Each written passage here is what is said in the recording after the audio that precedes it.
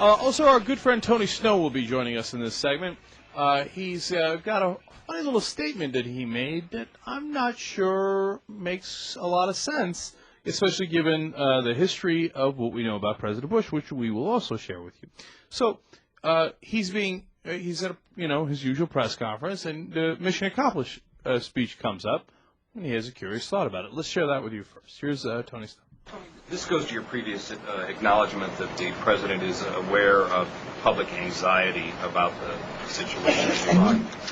What would your guidance be to a public that has seen the president stand under a mission accomplished banner, proclaim an end to major combat operations, vice president talking about the last throes? How should the public go into viewing this speech tomorrow? I think the public ought to just listen to what the president has to say. You know that the mission accomplished banner was put up by members of the USS Abraham Lincoln, and the president on that very speech said just the opposite, didn't he? He said it was the end of major combat operations, but he did not say it was the end of operations. Instead, he cautioned people at the time that there would be considerable continued violence in Iraq, and that there would be continued operations for a long period of time. That single episode has been more widely mischaracterized than just about any aspect of the war. All right, there are a number of things I love there. First, immediately blame the troops. We didn't put up the mission accomplished sign. No, the people, the troops inside the USS Abraham Lincoln, they thought, my God, how can we make this Bush administration look really good? Why don't we go through the effort of making a mission accomplished sign and put it up right behind him where the TV cameras can pick it up? Well, I lived in Washington for many years, and my father, of course, worked in politics. I have many friends who worked in politics. And you guys may not know this, but when the president sort of travels and makes speeches, they don't really care about what the signage is or what people say. You can pretty much just do anything. Yeah. Like frequently, a lot of people think they would control the event. It's really not like that at all. I mean, you can be up on stage with him. You can sort of say whatever you want. You can hold sort of anti-Bush signs. You'd think the White House would exhibit a little more control, but historically, pretty much anybody can do anything. They're making a big, big mistake turning on the troops like they are. This is a bad idea. Yeah, I got another quote on that in a second. But this they've done for a long time. They've always blamed this on the troops. Like, no, we weren't told to put up a sign. Actually, it's a little-known fact that it was almost 50-50. They did a coin toss on the USS Abraham Lincoln. The other side said Bush sucks donkeys. And so they were like, should we go with that one or mission accomplished? And it turned out to be heads rather than tails, so they went with mission accomplished. The troops didn't think, oh, my God, let's put up a sign that'll show how great George Bush is, right where the camera can pick it up right behind his head. They were told to do that. Come on, man. Bounds of reason. Who believes this stuff? Or if the troops brought it up, the White House thought, great idea. It didn't show up there by accident. It's inconceivable. All right. Now, he says, Bush told us there would be a lot of violence in Iraq, that it would last for a long period of time. He said the exact, in fact, Tony Snow said he said the exact opposite of mission accomplished. Which, by the way, I would like to point out to Tony Snow, who apparently unfamiliar with the English language, but the opposite of mission accomplished would be mission not accomplished. Like, we failed in the mission. Yeah. And it wouldn't continually be last throws, last throws, last throws. Right. And, we've gone over that speech 100 times. Ally of Al-Qaeda has been defeated. The major operations are over, etc. But just in case we missed it, Bush decided to give a second speech 2 days later, May 3rd, 2003. His Saturday morning radio address from the White House, and I will admit that the person you're about to hear does not sound like George Bush, but we assure you it's the President of the United States 2 days after the mission accomplished on the Abraham Lincoln. Good morning. On Thursday, I visited the USS Abraham Lincoln, now headed home after the longest carrier deployment in recent history.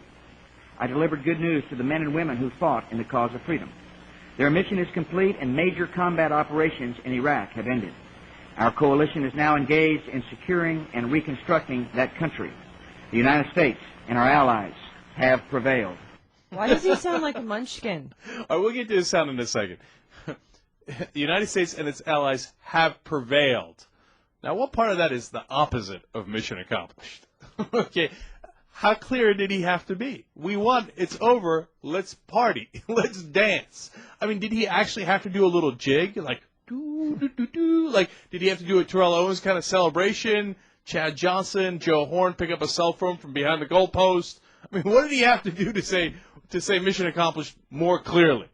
And Tony Snow wants us to believe at this point that no, those speeches at that point were to give us a warning about how long and arduous the fight would continue to be and how violent Iraq would be. Come on, man. Dude, I know no one believes you anymore, but give it a shot. And try a little bit. We're not even to the other part of it about, the U.S. and their allies have prevailed, but our troops there have begun the process of securing and reconstructing that country. No, they haven't. Yeah. No, they're going to start now.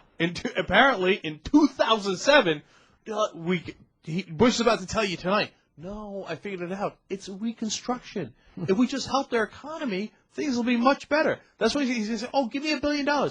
Dude, we gave you $18 billion in the beginning of the war for reconstruction, and you handed it over to who, I don't know, Henry Waxman's going to find out pretty soon, right? Where did that money go? What jobs did it create in Iraq? What reconstruction did you do? I'd love to know. Now you're asking for $1 billion? The $18 billion didn't do it, but the $1 billion is going to do it? Now, secondly, who do they have doing the radio address? Because that isn't George Bush. That's one of the Saddam impersonators. He sounds like a munchkin. Can we play it again, Joe? Yeah, this is a Bush impersonator. Good morning. On Thursday, I visited the USS Abraham Lincoln, now headed home after the longest carrier deployment in recent history. I delivered good news to the men and women who fought in the cause of freedom. Their mission is complete, and major combat operations in Iraq have ended. Our coalition is now engaged in securing and reconstructing that country. Yeah, sure. The United States. It sounds like it's being played too fast. Yeah, that's what I think too. It's like sounds like 15% too fast. Yeah. But I think that there's some chance that they mechanize Bush's voice. Major combat operations are over. We have prevailed. Like they do with movie phone or whatever. Right. If you'd like to invade Iraq, press 1. If you'd like to invade Iran, press 2. Right. Now press 2. Press 2. So, I think what they do is they take out, they edit it. So they take out all the pauses, awkward pauses in the middle, and all the little giggles, and they just take that out, and they're like, there it is. I don't know what happened there. I don't know what that is. It doesn't sound right, but maybe he was talking faster back in 2003. No. They definitely take out the pauses. No, they don't take out the pauses. They don't edit. They don't. That's edit. live. If that's live, that's no. not But I mean, George that's Bush. just edited. It goes right out. I mean, he'll start over if he messes up. They don't edit out the pauses. It's done. They could have a guy who's seriously because it's a radio address. They don't need to see him, right? Yeah. They could be like, dude, what difference does it make? We hand Bush the speech. He says it slightly worse. We'll hand it to this Bush impersonator. He'll say it kind of a little bit better, and he won't go in the middle. So, let's just give it to him. Look, it doesn't sound like the president. There's no question, but it's the tape is old. It's crackling. Who knows? It's 4 years old. I don't. I love how it's crackling. Like, what was it made in 1938? Yeah, it's on phonograph. All right. Now, to Jill's point about how they keep blaming the troops. Just a couple of, this was about 10 days ago or so, I believe, maybe 2 weeks ago, a senior aide to the president said this to a reporter. When asked about the commanders in the field, I mean, it looks like you guys are getting rid of them and not listening to them. They're saying don't put more troops in. Quote, senior aide to the president, quote, he's never left a decision to the commanders. He's never left a decision to the commanders? No, he's made it very clear that he does whatever the commanders say. I mean, how many times did you guys hear, listen, it's not me. I'm just listening to the commanders in the field. Now, of course, apparently, he's never listened to the commanders in the field. Second of all, I don't know that I'd want to say that if I'm the White House. Even if I'm going to disagree with the commanders or I'm about to fire them, I don't know that I'd put out a message that, commanders, who cares what the commanders say? I never listen to them. No, and what I would say is what every responsible president ought to say is that I and the civilians head of the Defense Department, and obviously in conversation with the Joint Chiefs, we set strategy.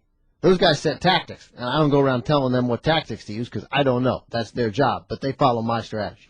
It's way too complicated. Maybe the Bush impersonator could pull it off, but I don't think Bush himself could actually say it. You see, because what I do is I set strategy, you see?